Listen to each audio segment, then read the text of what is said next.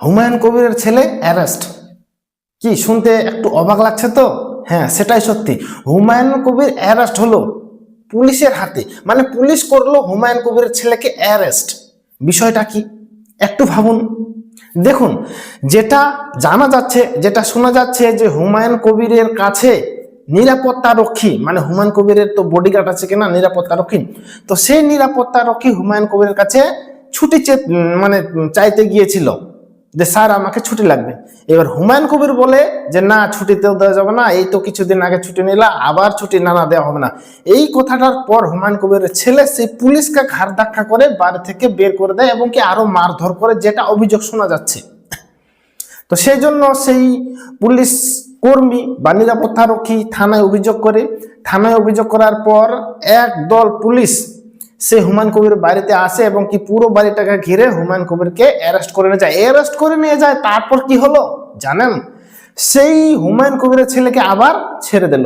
কেন ছেড়ে দেওয়া হলো? কারণ জামিনযোগ্য সমস্ত ধারা। আচ্ছা, আপনি যদি পুলিশকে মারতেন, পুলিশকে পেটাতেন, তাহলে আপনার কি বেল হতো? কিংবা আমি যদি মারতাম, আপনি যদি মারতেন, তাহলে কি আপনার বেল হতো? আপনাকে ন্যূনতম 1 মাস কিংবা 3 মাস আপনাকে জেলে থাকতে হতো, কারণ পুলিশ জামিন অযোগ্য ধারা দিত। কিন্তু না, হুমায়ুন কবিরের ছেলে বলে কথা, টিএমসির দলের কথা। কারণ হুমায়ুন কবির তো টিএমসি থেকে জেতা বিধায়ক নাকি? তো হুমায়ুন কবিরের ছেলে মেরেছে, তো তাকে কি জামিন অযোগ্য ধারা দিতে পারে? বাস জামিন যোগ্য ধারা দিল, সঙ্গে সঙ্গে আবার জামিন পেয়ে গেল। মানে এটা একটা লোক দেখানো। এইবার আরেকটু ডিপলি ভাবুন, সেটা হচ্ছে যে হুমায়ুন কবির টিএমসি থেকে প্রায় বের হওয়া ভাব, মানে হয়ে গেছে প্রায়, এবং কি হুমায়ুন কবির নতুন একটা দল গঠন করেছে, জনতা উন্নয়ন পার্টি, JUP। তো এইবার তাতে তাতে সাধারণ মানুষ ভাবছে কিংবা দেখছে কিংবা মনে করছে যে হয়তো মুখ্যমন্ত্রী মমতা বন্দ্যোপাধ্যায় এবং কি হুমায়ুনের মধ্যে হয়তো কিছুটা সংঘর্ষ আছে, বিরূপ আছে। তো এটা হয়তো কিছু কিছু লোক ভাববে, কিন্তু না, আপনি দাঁড়ান একটু, এর ভিতরে অনেক রহস্য আছে। দেখুন, হুমায়ুন কবির নতুন দল গঠন করাতে যেমন রাজনৈতিক তরজা সৃষ্টি হয়েছে, তেমনি চিন্তাধারা এবং কি সন্দেহ সৃষ্টি হয়েছে যে এই যে হুমায়ুন কবির নতুন দল গঠন করল, এতে কি কার লাভ আর কার ক্ষতি? তৃণমূলের কি লাভ না ক্ষতি? বিজেপির লাভ না ক্ষতি? দেখো, বিজেপির লাভ হবে না ক্ষতি হবে সেটা ঠিক বলতে পারবো না, টিএমসির লাভ হবে কি হবে না সেটাও ঠিক বলা যাচ্ছে না।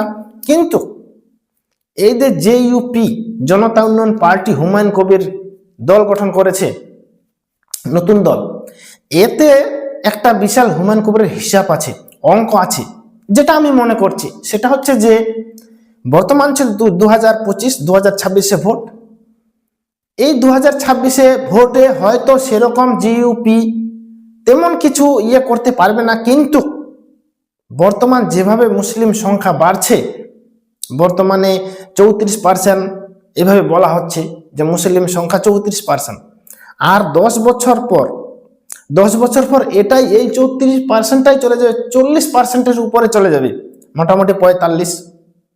তো এইবার 2026 হয়তো মনে করুন সেভাবে রেজাল্ট করলো না, তারপর 2026-এর পর 31ও করলো না, মানে 2026 থেকে অনেকটাই এগিয়ে গেল 2031, মানে ভালো রেজাল্ট করলো আর কি 2026 থেকে, কিন্তু ক্ষমতায় আসতে পারলো না। ঠিক আছে, তারপর ভোট হবে 2036-এ, তখন কিন্তু সংখ্যার দিক থেকে অনেকটাই চলে যাবে, মানে 45% প্লাস, তখন কিন্তু ক্ষমতায় আসতে পারে এই JUP, হুমায়ুন কবির গঠিত দল। পরে এই নওশাদ সিদ্দিকী, সিদ্দিকুল্লাহ, ওয়াসাদ্দিন ওয়াসিস, এইসব যে মুসলিম নেতারা আছে, ওনারা হয়তো সেই JUP-তে যোগদান করবেন এবং কি সমস্ত মুসলিম সমাজকে ঐক্যবদ্ধ করে JUP থেকে লড়বেন এবং কি ক্ষমতায় আসবেন। এটা কিন্তু পরিকল্পনা থাকতে পারে। ওই যে বললাম না যে এই সব হচ্ছে রাজনৈতিক আলোচনা। এই রাজনৈতিক আলোচনা ভাবতে গেলে ডিপলি ভাবতে হয় এবং কি আজকে 1 বছর 1.5 বছরের কথা এখানে ভাবলে চলবে না, এখানে লম্বা সময় নিয়ে ভাবতে হবে যে 5 বছর পর কি হতে পারে, 10 বছর পর কি হতে পারে, এইসব বিষয়ে ভাবতে হবে এবং কি লম্বা সময় 5-10 বছরের কথা এখানে ভাবতে হবে যে সেই দিন কি হবে, 10 বছর পর কি হবে। তাহলে রাজনৈতিক দিক থেকে কিছুটা হয়তো অ্যান্সার পাওয়া যেতে পারে। তো আমার যেটা মনে হচ্ছে যে 26-এ রেজাল্ট হলো না, এর থেকে 2031-এ সেখানেও হলো না, হলো ভালো কিন্তু তেমন হলো না, কিন্তু 2036-এ তখন কিন্তু ক্ষমতায় আসবে বলে এই মানে হিসাব কিতাবটা করে হয়তো হুমায়ুন কবির যে ইউপি দল গঠন করেছে। তো যাকে সেটা পরে আবার আজকে যে আলোচ্য বিষয় সেটা হচ্ছে যে হুমায়ুন কবির তারপর কি জামিনযোগ্য ধারা দিয়ে আবার সেই হুমায়ুন কবিরের ছেলেকে হুমায়ুন কবির বের করে আনলো। তাহলে দেখুন খেলাটা, এদিকে মুখ্যমন্ত্রী এবং কি হুমায়ুন কবির মানে মাননীয় মমতা বন্দ্যোপাধ্যায় এবং হুমায়ুন কবির লোককে দেখাতে চাইছে যে দেখো মানে টিএমসির সঙ্গে হুমায়ুনের কতটা সম্পর্কটা খারাপ এবং কি শত্রুর মতো সম্পর্ক, এটা একমাত্র মুসলিম সমাজ। আর এদিকে হুমায়ুন কবির দেখাতে চাইবে যে দেখো মুখ্যমন্ত্রী আমাদের সঙ্গে কত অন্যায় করছে, মুসলিমদের সঙ্গে কত অন্যায় করছে। ভাবতে পারছেন, বুঝতে পারছেন তো? হুমায়ুন কবির এটা বলবে, আবার মুখ্যমন্ত্রী মমতা বন্দ্যোপাধ্যায় দেখানোর চেষ্টা করবে যে দেখো আমরা কত মুসলিম মানে অ্যাকচুয়ালি হিন্দু ভোটকে টানার জন্য মুখ্যমন্ত্রী মমতা বন্দ্যোপাধ্যায় আবার এদিকে সেইভাবে আভাব দেখানোর চেষ্টা করবেন যে দেখো হুমায়ুন কবিরের ছেলেকে আমি অ্যারেস্ট করিয়ে দিলাম বা অ্যারেস্ট করেছিলাম, তাহলে আমি সব মানে মানুষকে সম্মান করি, সে হিন্দু হোক মুসলিম হোক যে দোষ করবে সে শাস্তি পাবে। তো এই শাস্তি হলো এটা তো নোক দেখানো হলো, ধরে নিয়ে গেল আবার সুরসুর করে ছেড়ে দেওয়া হলো কি, তাই তো?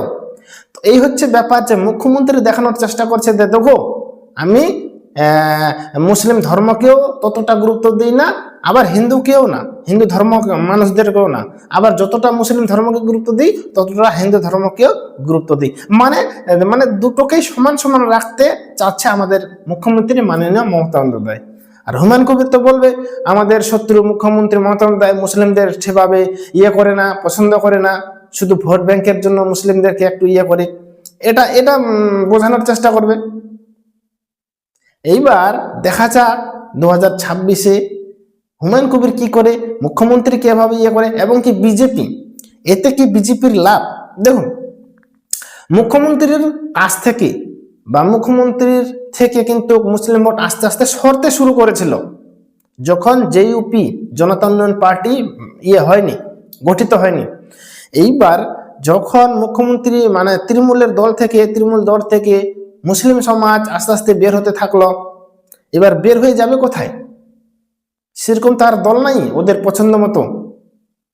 মুখ্যমন্ত্রী তৃণমূল ছাড়া তো মুসলমান সমাজের পছন্দ মতো আর দল নেই। যতটুকু ছিল একটুকু হলেও 1%, 10%, 30% হলেও যতটুকুই ছিল টিএমসি তৃণমূল দলেই পছন্দ মতো। এবার ওখান থেকে যদি বের হয় তাহলে কোন দলে যাবে? বিজেপিতে? না, কখনো না। তার জন্যই সেই মুসলিম ভোটদের তবু একজোট করে রাখার জন্য এই দল গঠন করা হলো জেইউপি। বুঝতে পারছেন তো? তো এটাই হচ্ছে ব্যাপার। আজকে হেডলাইন দে হুমায়ুন কবিরের ছেলেকে মমতার পুলিশ অ্যারেস্ট করলো এবং কি সঙ্গে সঙ্গে ছেড়ে দিল। এতে আপনাদের মত কি, আপনারা কি বুঝেন অবশ্যই কমেন্ট করে জানাবেন। ঠিক আছে দর্শক, দেখা হচ্ছে পরে ভিডিওতে, ততক্ষণে ভালো থাকবেন, সুস্থ থাকবেন, ধন্যবাদ।